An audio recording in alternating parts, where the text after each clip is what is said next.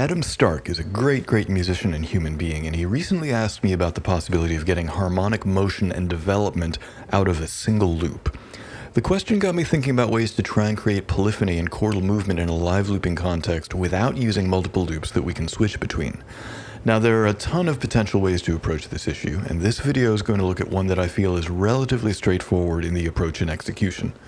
It's also pretty easy to make happen since it uses the HX Stomp, and the HX Helix architecture is very widespread and accessible.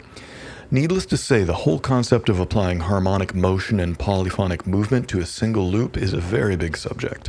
So this video is just scratching the surface of one potential approach to the idea. As always, thank you very much for tuning in. Let's check out a loop we made off camera.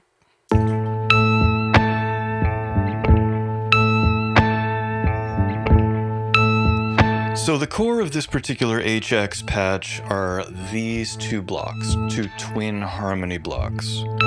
And we have the signal split so that we can process the dry loop with either or both of these. So we're going to start off just hearing an octave below the dry loop. So let's bring that in.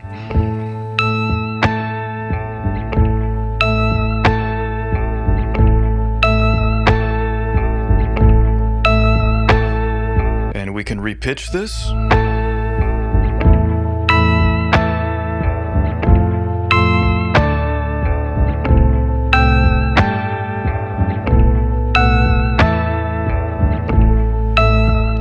And as you can hear, what we're hearing right now is two different signals. We're hearing the repitched octave down, but we're also hearing the dry loop, which is not changing pitch because we don't have anything affecting the pitch of the actual loop itself. We're post-processing the loop with the pitch shifter. So let's do just the pitch shifted sound, just the repitched sound by itself. So we're tuning the mix all the way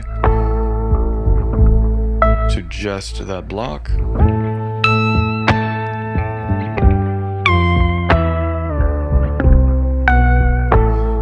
And this is one octave of whatever key we have selected. Right now we're in A minor. We could change it to a few other things. Let's do A major.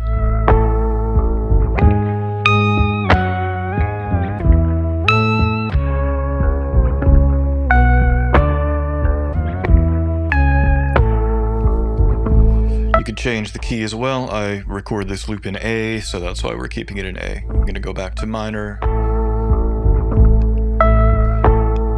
Now we're going to bring in an octave above what we're currently hearing, which is the original pitch of the loop. Let's get rid of the octave for a second. So this is the original pitch of the loop by default. And you can go up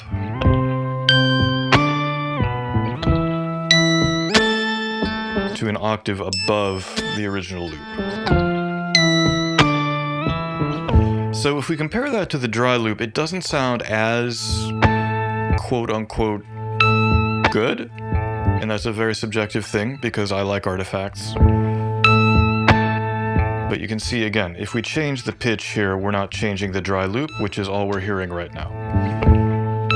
So if we bring the dry loop mixed with the harmonized signal, you can hear a little bit of phasing because, again, right now we're hearing what's basically a unison from the harmony. And again, if we play with both the dry loop and the repitched loop playing,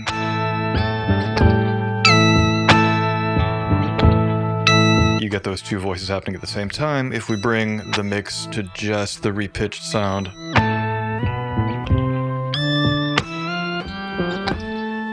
then we've got that. And let's bring in the octave below as well.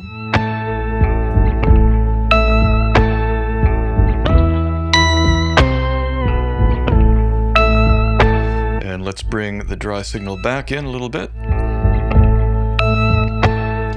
And we're going to bring the two harmony voices all the way down for right now. So we've been checking out this lower twin harmony block so far. Now we're going to look at this secondary twin harmony block up here. Let's bring that in and see what we've got going on.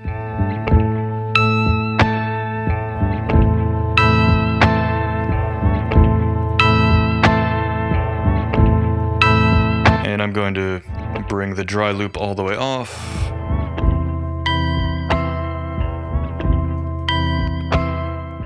So this row up here is just voice 1 on the twin harmony block. Let's bring down voice 2 so we can just focus on voice 1.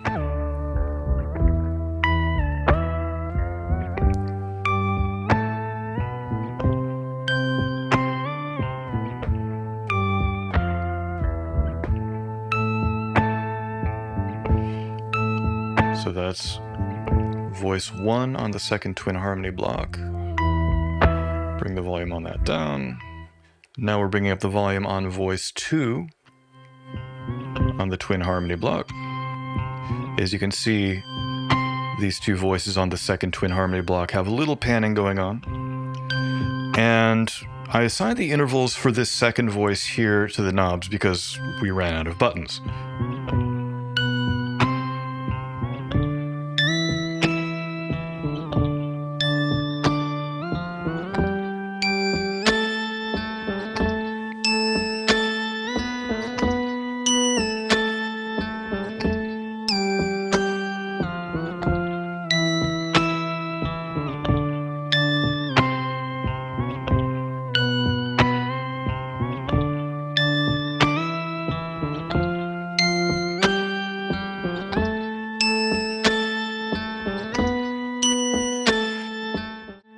So it's not quite as precise as having the pads up there, but for squeezing everything we can out of one controller does the job fine. So let's bring both of the voices in there. We're going to go here.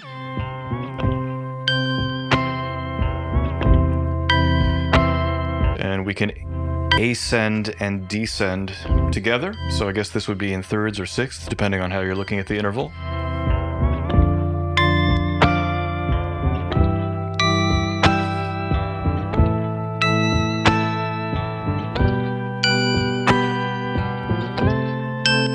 I don't think we got this one. There we go.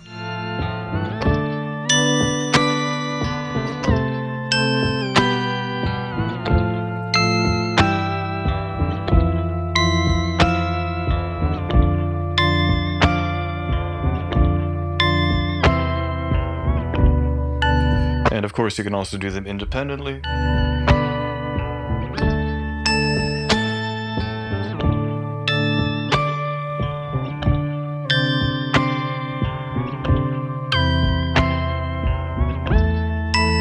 Just quasi-randomly playing stuff.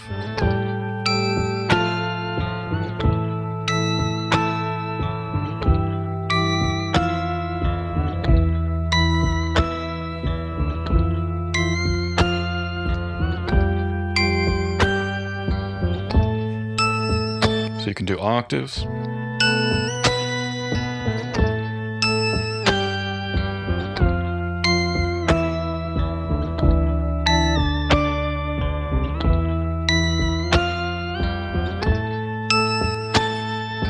So let's bring in the first twin harmony block now, and let's hear everything together.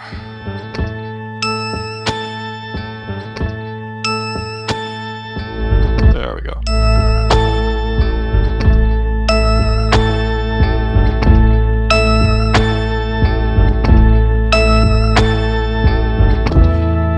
So this bottom row is just changing what you could basically think of as the bass note.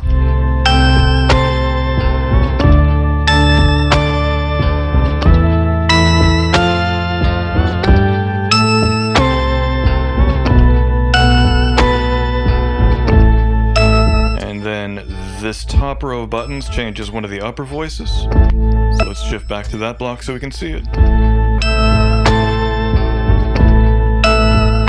Gonna bring down the level of the root block a bit so we can hear the harmony a little more clearly.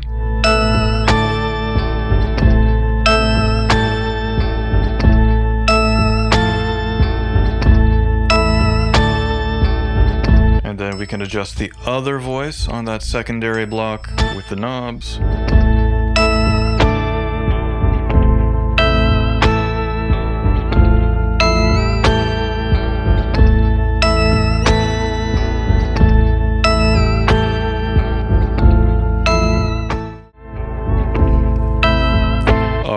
reset to a neutral harmony. And let's just move stuff around and see what happens.